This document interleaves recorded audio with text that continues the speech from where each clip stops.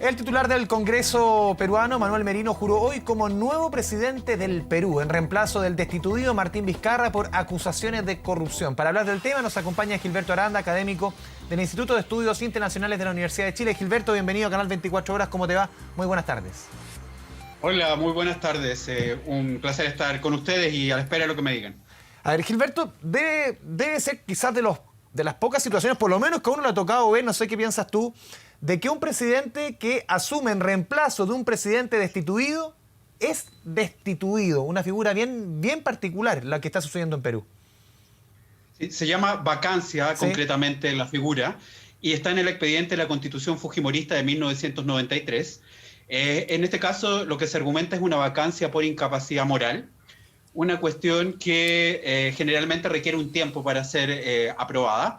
Pero aquí estamos frente a un escenario de alta inestabilidad, donde el presidente ha sido destituido, el presidente Vizcarra, después de escándalos por el caso Richard Swing y ahora por las cuestiones de obras públicas, hospitales e irrigación en su región de Moquegua.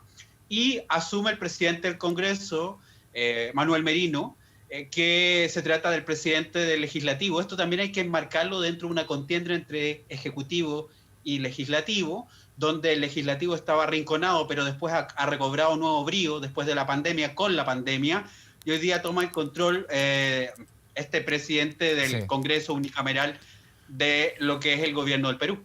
Sí, Gilberto, y aquí se da la particularidad también de que es un presidente que no tiene bancada prácticamente, que al final no tiene mucho una voz dentro de los parlamentarios que lo defienda de su partido.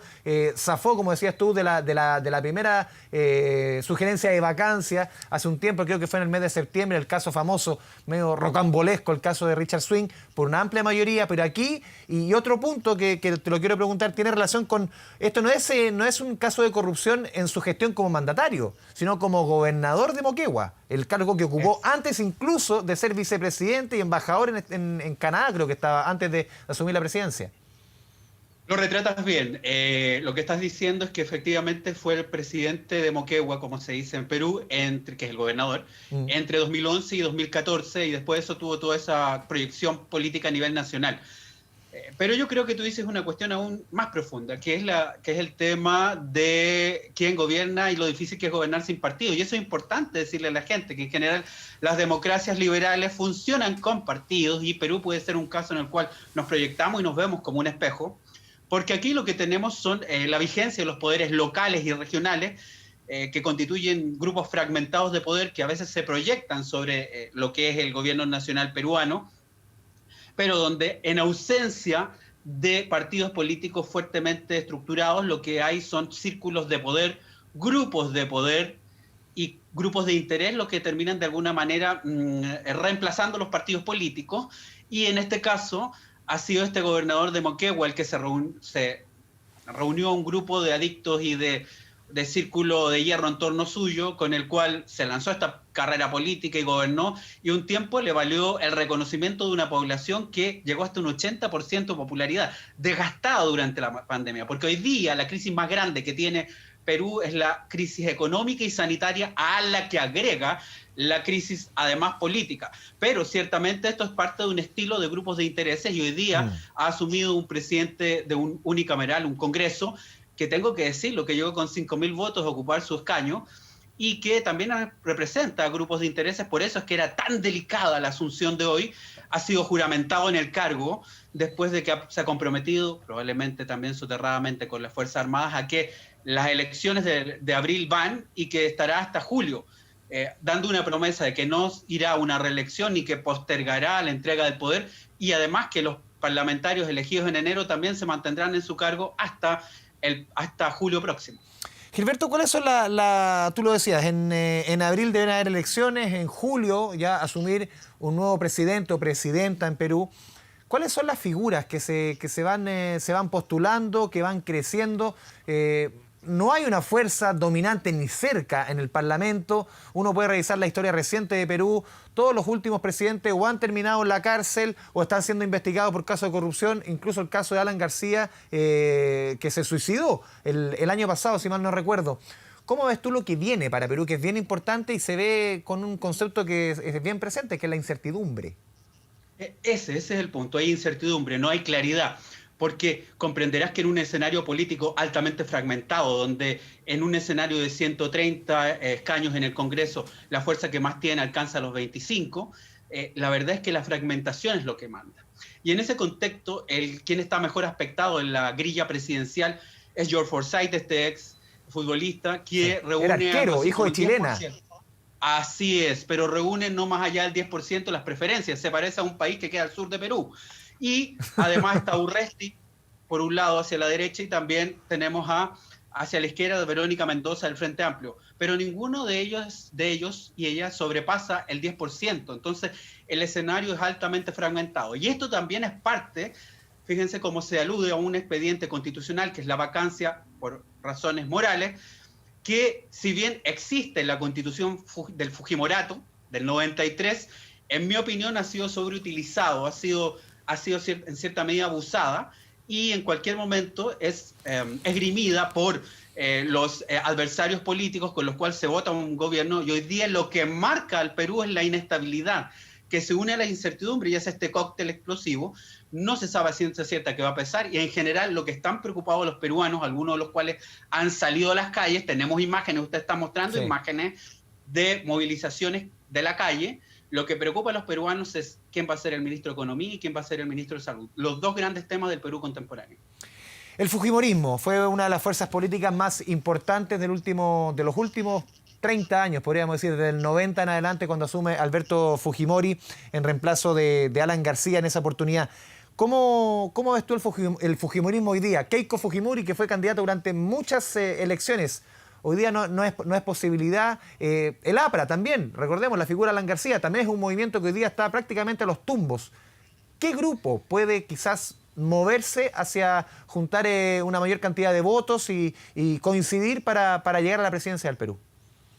Sí, es que mira, comprenderás que en este esquema de un fujimorismo que marca la historia reciente del Perú, lo que hace el fujimorismo histórico, el de Alberto Fujimori, es destrozar, aniquilar el sistema de partidos vigente entre el 80 y el 90, le coloca la sepultura, ya está muy a mal traer, pero el 92 le termina colocando la sepultura, autogolpe de Estado, etcétera, y lo que tenemos después es un fujimorismo que, si bien deja el poder, es reinventado por Keiko, que llegó a tener en el anterior Congreso, ese disuelto el año pasado, que es renovado en enero, llegó a tener 73 congresistas de un total de 130. Era la primera fuerza política en el Congreso y en el país, y hoy día en cambio tiene 15 y está detrás de 2 o 3 otros partidos. Por lo tanto, ¿cuál es el tema? ¿Reemplazamos el sistema de partidos por un gobierno de grupos de intereses? Eso es lo que se quiere, y básicamente, si esos grupos de interés no responden a las expectativas de la gente, lo que quedan son los mesianismos políticos. Sí. Ese es el gran temor que se cierne sobre Perú.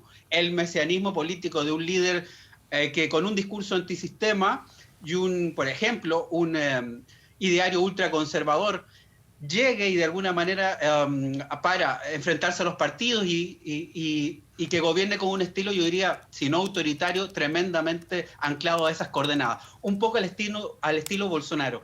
Esa es una opción que pasa en estos casos. O sea, ¿el rol de la Fuerza Armada, perdón, Gilberto, puede ser muy activo en el futuro de Perú?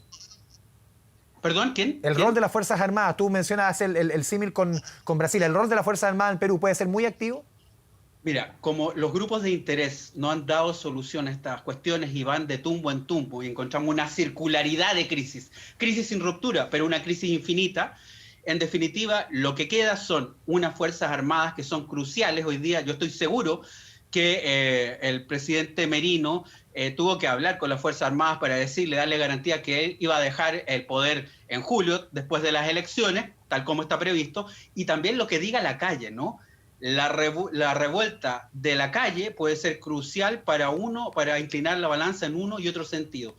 Y ese es el problema de la gobernabilidad también, porque la calle es crucial para, de alguna manera, realizar procesos históricos, pero a la hora de gobernar, lo que se llama gobernabilidad, eficacia y legitimidad, necesita el concurso de una serie de fuerzas y no solamente del movimiento de base. Así que estamos ante una incógnita y creo que el caso peruano nos sirve para retratarnos y saber qué pasa cuando incluso los partidos son totalmente cancelados. Ciertamente, toda experiencia exitosa de gobernabilidad necesita el concurso de partidos políticos y de no militantes, lo que se llama independientes, para hacer del gobierno una experiencia exitosa y con grandes rangos de legitimidad. Y uno vuelve a una pregunta que se hace muchas veces, Gilberto, respecto a la realidad peruana, citando al gran Mario Vargas Llosa, un novelista ganador del Premio Nobel del 2010, en Conversaciones en la Catedral. ¿Cuándo se jodió el Perú? Pues cada vez que uno como se pregunta, ¿cuándo se jodió el Perú? Una pregunta que los últimos 30 años ha atravesado la actualidad peruana. Sí, bueno, desde luego la respuesta en aquella novela es los que vinieron desde afuera. Por lo tanto, la respuesta puede haber sido los españoles en algún momento, en otro momento los chilenos después de la Guerra del Pacífico, etcétera. Los capitales extranjeros durante el siglo XX. La respuesta en general, el país Perú era un país feliz y fue la influencia externa el que lo ha hecho a perder. Por eso es que, como dice un historiador peruano, Perú siempre está buscando un inca, un liderazgo mesiánico que reconstituya el Tahuantinsuyo o la gloria del Tahuantinsuyo para volverse a fincar en el paraíso, en la felicidad. Sin embargo, sabemos que esto tiene mucho de quimérico y la verdad es que hoy día la respuesta concreta a cuándo se jode ahora el Perú es la globalización liberal. Fíjese cómo estamos en una confluencia que gozó de tanta reputación en los años 2000 en Perú, porque fue el país estrella, después de Chile, en los 90, el país estrella de esta parte del mundo, por lo que es la globalización liberal, la apertura de los mercados, fue Perú, y hoy día está desacreditada a propósito de la pandemia y la crisis política que hay, y en general se está buscando a liderazgos autóctonos, tradicionales, desde las regiones. El tema es que los liderazgos regionales no siempre tienen un proyecto nacional ni político, como en el caso de incluso el presidente Vizcarra, que lo intentó hacer, y desde luego eso compite en contra de lo que es una sociedad mucho más amplia que la región y que también lo local. Gilberto Arana, te agradecemos esta conversación con Canal 24 Horas. Muy buenas tardes.